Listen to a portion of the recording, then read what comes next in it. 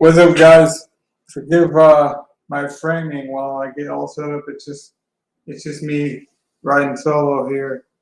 Um, but I wanted to jump on and talk about the UFC card coming up tonight and hit on some big free agents. We had some conflicts in our schedule and we couldn't get all together, but we're hoping to get that rectified in the next couple of weeks. But I didn't want to leave you guys hanging. So, with that being said, I wanted to make sure we went ahead and did this. Um, I want to make sure you guys can hear me just fine. You should be able to hear me, but I want to test it out as well. So you're going to get a little feedback for just a moment while I make sure that you guys can hear me. Since I'm the only one running the show today, I need to make sure, obviously, you guys can hear me before we get ahead of it. You guys can hear me. Yeah. So you guys can hear me. You could hear the feedback there. So let's get started. Waste no time as we continue on here. This is UFC. I'll break down some NBA after I do this UFC breakdown, but I wanted to break down this UFC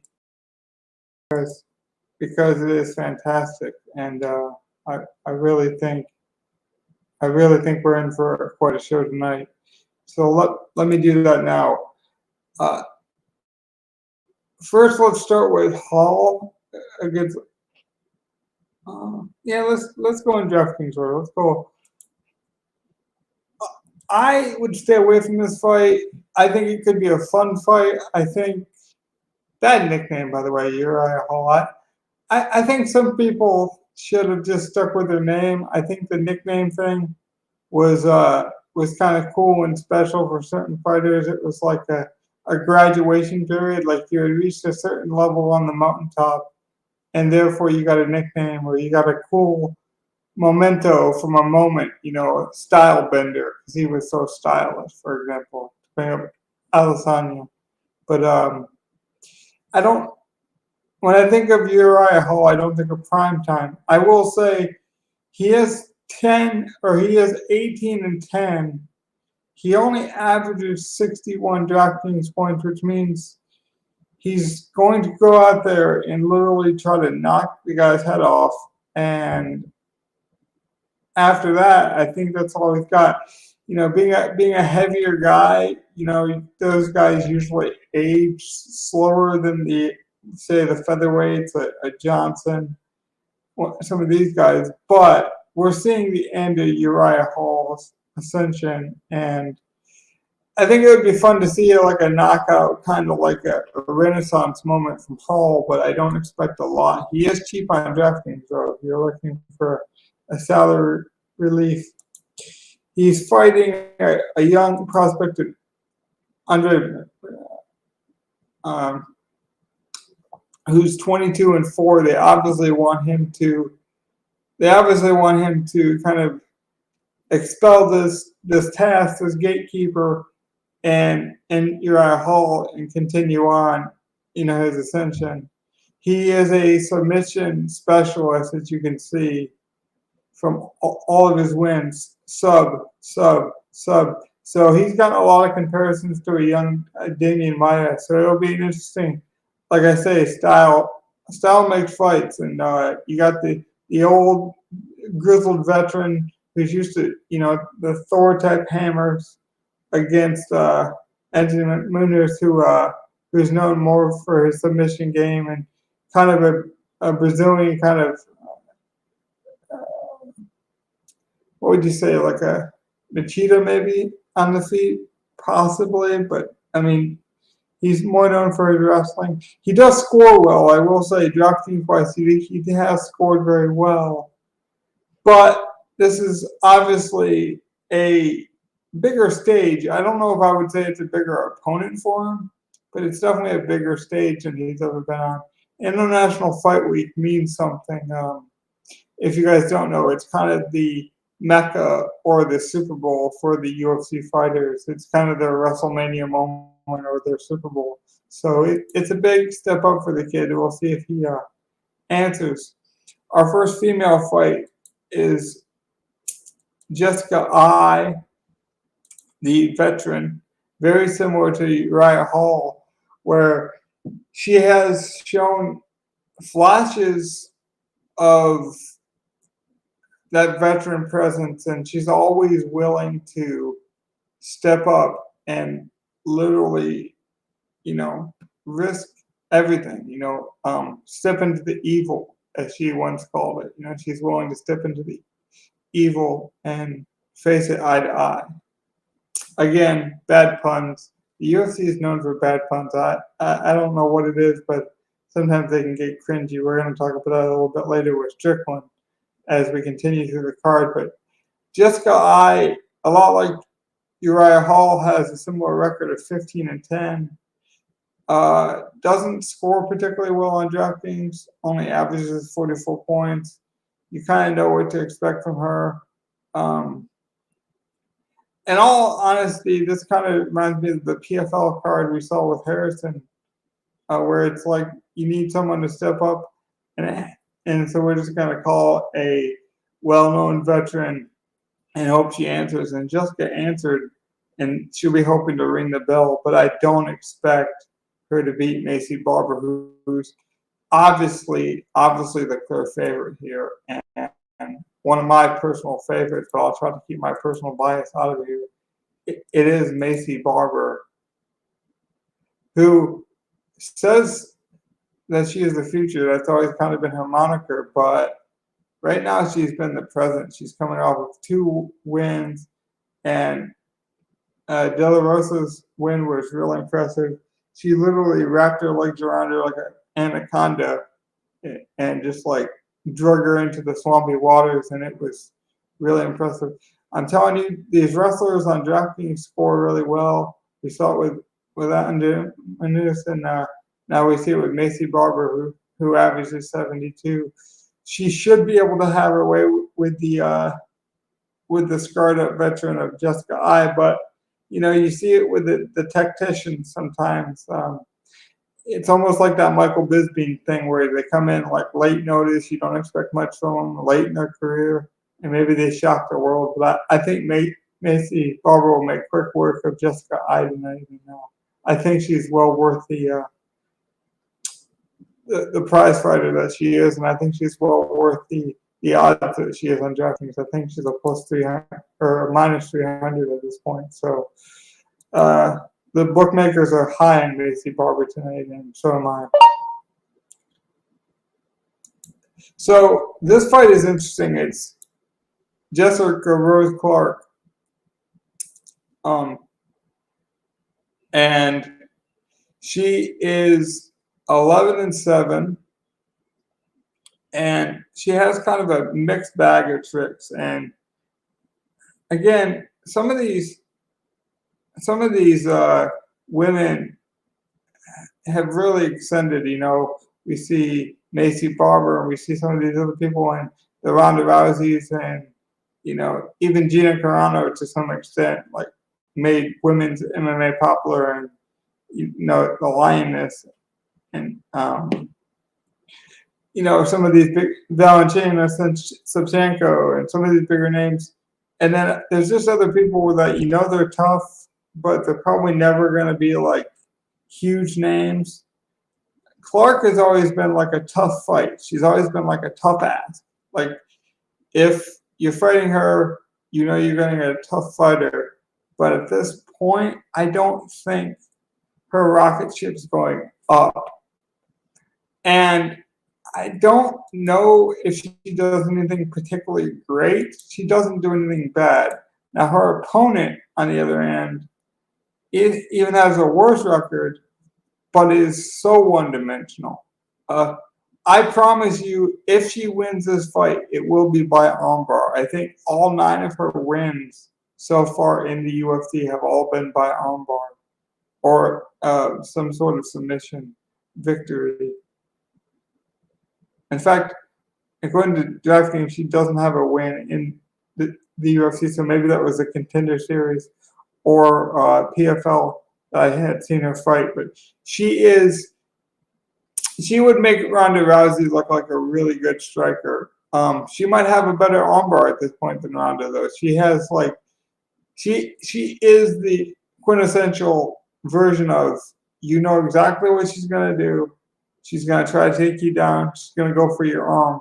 But if she gets that arm, she's kind of the human crowbar. She will flatten that arm out and she will break it, and you better tap. She is a specialist, and you know obviously at the crossroads, if you're 9-7 and you don't start stringing wins together, you could be in some trouble.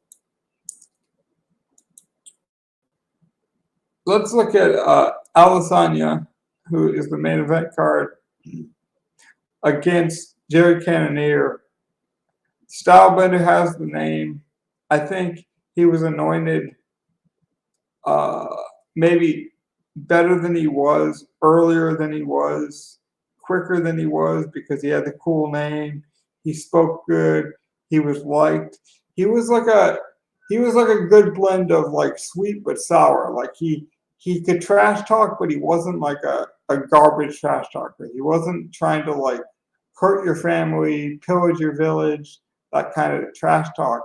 But he had like a swagger. He had like a walk about him.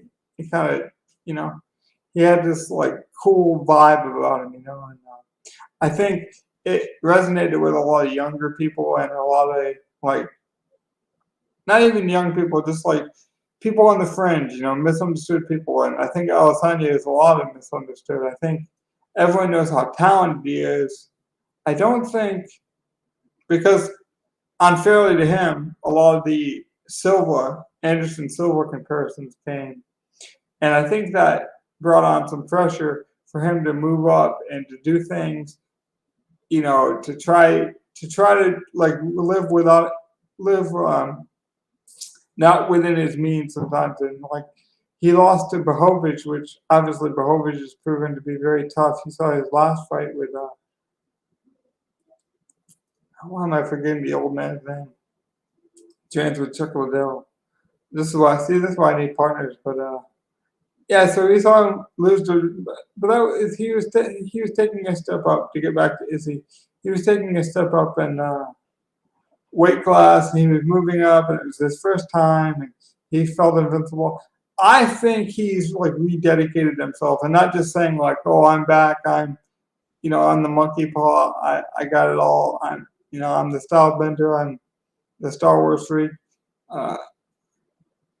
Some of that stuff though this week was interesting. I like that he Strickland tried to like bait him into like a fight Kobe Covington style, and like use a lot of derogatory things and tried to like get in his head, and other people tried. Cannonier was just quiet. I like that this is like the quiet warrior fight. Like these guys are pretty locked in and they just want to fight each other.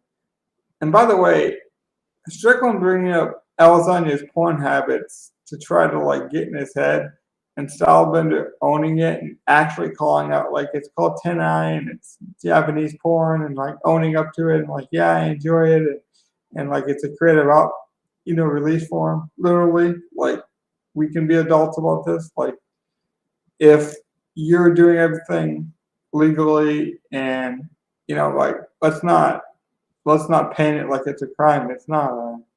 He's obviously has his enjoyments and has his downtime or his uptime, no pun intended, in this in his moments in life. I just felt like he handled the trash talk very well. That being said, Cannonier is very interesting tonight because I don't know if you guys remember or if you guys are big fans, but when Joanna Jędrzejczyk fought Rose Namajunas, I brought up Adesanya again. When Joanna fought Rose Namajunas, it was thought that she was just going to railroad her. Joanna was the champion. Joanna was not invincible at that point, but she had built up this mystique. She had created this character. She was the boogie woman. She was this entity. She was this, dark force. And then Rose Namajunas started like chanting Bible verses at her and got really philosophical. And if you've listened to Jerry Cannonier this week, and the way he handled the press conference, he was just quiet. He was reserved, but he was laser focused. Like I saw the press conference where Strickland was going back with Adesanya, and like Jared was like stone cold serious. Like when they tried to address him or brought him into the circus of it. But at the same time, you could tell he had no business. He wanted no part of it. He wanted no part of the circus. And he said, like, I don't want to disrespect him. There was even a short, like 20-second video where like they dapped up a couple of days ago and they had like no ill will. It just seems like Jared Cannonier's coming in with that Rose Namajunas like inner peace, like that killer like quietness, the calming before the storm, if you will. And it storms a lot in the jungle. It rains a lot in the jungle. It's the wetlands. I think there's a thunderstorm coming, and this is going to be a lot more competitive than people think. He is called the killer he is the killer gorilla for a reason. He's looking to make an impact, but I kind of like that he's taking that Rose Namajunas. Like, you can be this character. You can be this, like I say, this Star Wars character, this blockbuster, ready to explode. And I think Adesanya will win. And unfortunately, I do think Glover Teixeira, that's who I was trying to think about earlier. I do think we could be in for a Glover Teixeira, Jan Blachowicz kind of moment where it's like maybe both of these people will come out quote unquote winners in the MMA circles, but Jared has never had his moment like in the mainstream, and beating Adesanya would do that. He has a chance. He's improved every fight I've seen him fight. The only fight recently that he lost was Whitaker, and there's no shame in Whitaker. He beat Gustafsson, he beat Silva. You guys can see he beat Brunson to get here. And then he called a shot, and he got a shot. And, being a big guy, being a gorilla, type character,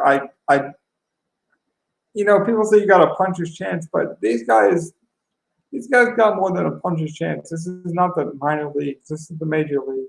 They train in all areas. It's mixed martial arts for a reason. It's very disciplined. But I do think there is a technique element to hard hitting. And if Adesanya starts doing those switch kicks and like the Anderson Silva kind of bouncing and dancing, which we know he respects Anderson. He got the Anderson fight as like the send-off moment, as the passing of the torch. And I do think Adesanya is more talented from a range perspective. I think Adesanya, being the kickboxer he is, he's going to use his legs more efficiently, and those leg kicks are going to add up, and it's gonna be the difference in point scoring. But I do think we're in for a war of attrition type fight with that one. Let's go to Max Holloway and Volkanovski. I've been listening to Max, and honestly, it sounds like Max has just like recorded all of his answers. He's obviously talented, but he knows how important this fight is, and he knows he needs it desperately. And therefore, I think leading up to it, he knew he had to do a lot of press and a lot of these type of things, and so therefore he mailed it in that way. He come up with these same answers. And then he was like, "Oh, I'm going to focus on fighting," because you could argue maybe he won the second fight. I mean, if you're obviously a Max fan, I listened to a Luke Thomas interview with Max this weekend. He made the case that he won, but even Luke, to his face, admitted to Max, "Hey, I don't think you won that one." He's came into these press conferences, especially the ceremonial weigh-in a couple hours ago, very pumped up, very emotional. I think he knows this is his Tony Ferguson moment. We saw Tony a couple couple weeks ago had his moment where he returned, and it was this like culmination of like what Tony Ferguson are we going to see? Is Ekukui ever going to return? And I think we're blessed, pun intended, to see Holloway tonight. I think he's still talented. I think he could beat a lot of people in the division. I don't think he has a chance against Volkanovski. It's hard to beat someone 3 times, but it's also harder to get up for somebody when you know they've beaten you twice. And he can say, judges, and we've seen bad judges more recently, but we're discounting Volkanovski and his, Max says, well, he doesn't really finish people, goes to a lot of decisions. Yes, he does. And he gets a lot of those decisions. Yes, he does. And I do think that's going to be the difference, because I think Max is going to press because Volkanovski has gotten so many decision wins recently. I think he feels like his game suits the judges' scorecards a lot better than most, and so then Max will try to prove a point, and maybe he'll play with trying to get the knockout or trying to get this big significant fuck you moment, because I do think like he's not mad at Volkanovski the Great personally, but I do think he feels disrespected, especially by Joe Silva, the matchmaker of the UFC, and then Dana White. I don't think, for all what he's done with Hawaii and the Pacific Islands and the growing of the sport internationally, we don't talk about that enough. I think he feels like he's done a lot in that regard, similar to what maybe Connor has done for Ireland or George has done for Canada, and I don't think Max has felt respected in that kind of veteran presence. Although we did see him go into the Hall of Fame for a fight this weekend. Congratulations on that. But yeah, so I just think Volkanovski is going to win this fight. I think Max is going to overextend himself trying to prove a point to Dana White, who's not even in attendance. Dana White, for the first time, I think in like 15 years, is going to miss a fight weekend because he's on vacation. Very strange. Usually Dana does not miss these. I mean, like, this is like the WrestleMania of the UFC. So the fact that Dana's not going to be in attendance, or at least reported not in attendance, is kind of a strange occurrence. I'm just going to jump around here a little bit. Turn and be a little faster now and hit on some of these big ones. Turner, a huge prospect, has a ton of upside. They think he's going to beat Riddell. Riddell obviously knows that he can use Turner's name to make a name for himself. That'll be an interesting one that could have some fireworks. Let's talk about Green and Gary. Gary the same way. They want Gary to be this like lanky kind of Conor McGregor type.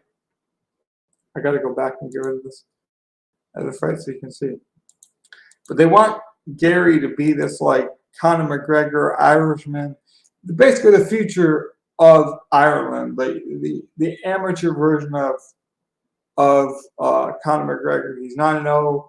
He's had that kind of ascension in terms of record and moments, but he hasn't fought anyone. The only notable fight that I saw he had was Weeks, who isn't really that well known either, was more of a young prospect. So he's had a lot of fights outside of the UFC. The UFC obviously wants him to be the next Conor. He kind of carries himself with that same, white, orange, and green mystique about him. But not every Irishman is tough. But I do think he has potential. He reminds me of Stephen Wonderboy Thompson, Gary, more than he does Conor McGregor. I think the Conor McGregor comparisons are there because of tradition, because of swagger, and because of countrymen, obviously. But he reminds me more of Wonderboy Thompson, and I think he has potential. But I think people are forgetting about Gabe Green here, who also has a ton of potential. And yeah, he is one-dimensional. Like, don't get me wrong. He is going to be looking for the knockout. That's what he does. He throws heavy hands. And, he's not afraid to step into the pocket in exchange with you. He does average 82 fantasy points. He is one of the cheaper, higher upside guys. I will have him in my DraftKings lineup. I think he is the best value tonight. Let's talk about Cowboy and Jim Miller really quickly. I think this fight should be happening in Bellator. I don't like it. I don't think it has much value. I know a lot of people are going to talk about it this week. I don't really care who wins. I think both of them are kind of countrymen, kind of journeymen to the UFC. They both deserve respect, but they deserve respect in the 90s for a reason because, I mean, they're older now. I mean, Jim Miller has gotten two big wins over younger prospects because he was willing to step up in moments like this on short notice, because obviously Miller was not the choice to fight Cerrone at first, but Miller stepped up to make that fight happen, to kind of give Cerrone these send-off fights near the end of his career. So we're looking at two lions that are a bit battle-tested, and obviously, people think they're going to do the same thing with Tony Ferguson. They might even do the same thing with Conor McGregor, who hasn't fought in a long time. They're trying to give Donald Cowboy Cerrone some victories, some feel-good moments on his way out. But Jim Miller deserves our respect just as much. And I guess I hope for a good fight. I hope it's a long fight because I just kind of want to be able to kick back and enjoy this card. Both fighters have almost 40 fights, so I think everyone wants to see the knockout, these two beer brawlers, but we might see a more technical fight just given the age and experience. These guys, obviously, at this extended period of time, they want that fight bonus. They want that they want that win bonus. They want their hand being raised. So although we want that slobber knocker, dart throwing, pool table tossing kind of moment, I think both of these fighters could be a lot more tacticianary than you think, especially Donald Cerrone, who has declined, who might rely more on his wrestling and more on his technique, because I think his knockout power has definitely declined over the last three fights. Obviously, step up in competition, but he's only averaging 68 fantasy points, so the proof's kind of in the pudding there. Where at least Jim Miller's coming off some momentum, but obviously not near the level of opponents. Robbie Lawler is also returning. Similar to Robbie Lawler, they're trying to give him this young prospect and Brian Barberino, and it's basically a crossroads fight for both of them.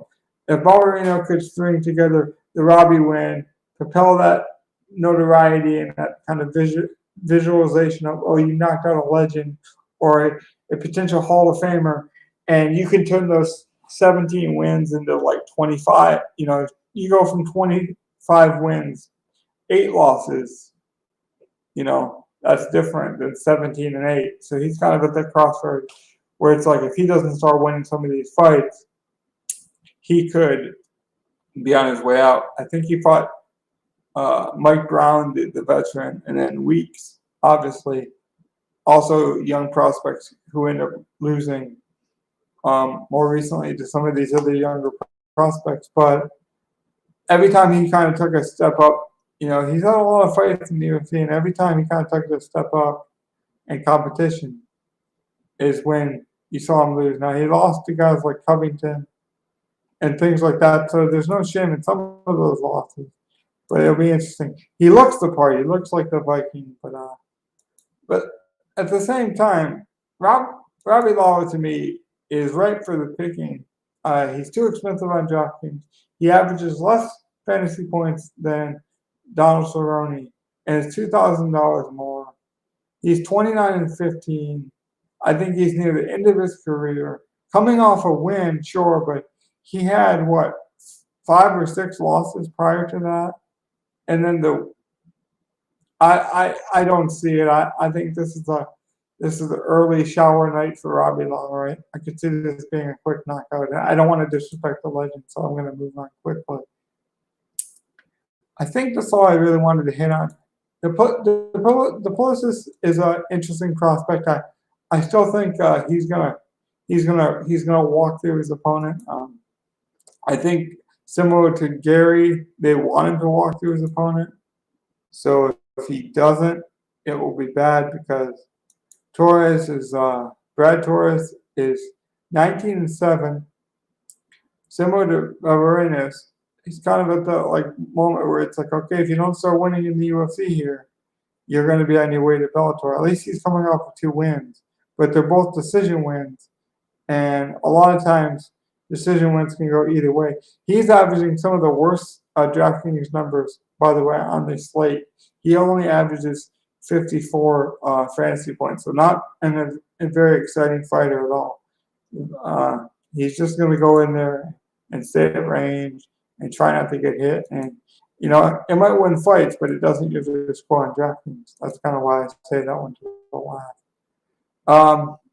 Pereira, the Brazilian, is fighting Strickland, the controversial, I would say even Covington says, man, you went too far. I'm not a fan of Sean Strickland. I think he's a phony. He has a lot of wins, but not against a lot of good opponents. You can see he's racked up a lot of wins, but I don't think any of them have been notable opponents.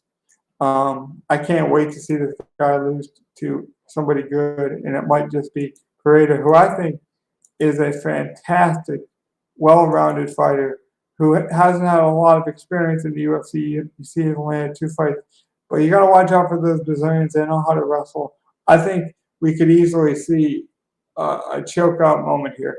I think the only problem with Alex Pereira is he might try to stand with Strickland, which I think would be a bad move.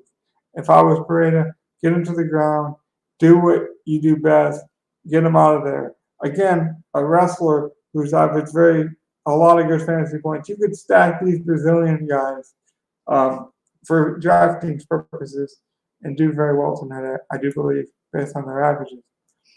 With that being said, guys, I'm going to get out of here on that note. Have a good one. I hope this breakdown's helped some people. I want to get it out there before the fights, so I want to keep these quick. We're also going to do an NBA show coming up soon with hopefully Mike and Gov and some of our NBA guys as we break down all the moves. There's been some brilliant moves. I also kind of want to talk about reporting as it relates to drafting and UFC and betting, and how we talked last week about how the in-game stadium or the stadium experience has changed because of gambling. I think reporting in sports is going to change because of gambling, and so I want to explore that next time as well. So we'll do more of an open panel show next time. But since it was just me, I figured I'll show my chops off a bit. I'll show a different style of culinary training a bit and show you more of my analytical breakdown. So there's my thoughts on the UFC 276 preview. Enjoy the show, guys. This should be a good one. Hopefully Dana's got a margarita somewhere, and wherever he's vacationing, he catches the fights. I can't believe he's missing it. It's kind of astonishing. Changing of the times, maybe, perhaps.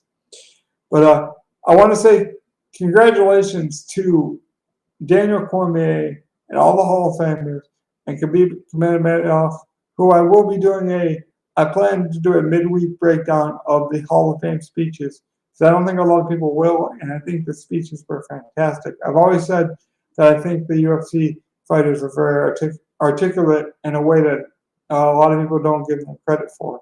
And I want to pull up some examples and really put together a nice presentation for that as well. So I do appreciate the sport, and I think that's a good way to, appreciate the sport in a different art form, a different type of appreciation for the sport. And so I want to do that breakdown later on this week. Take care, guys. Have a good one.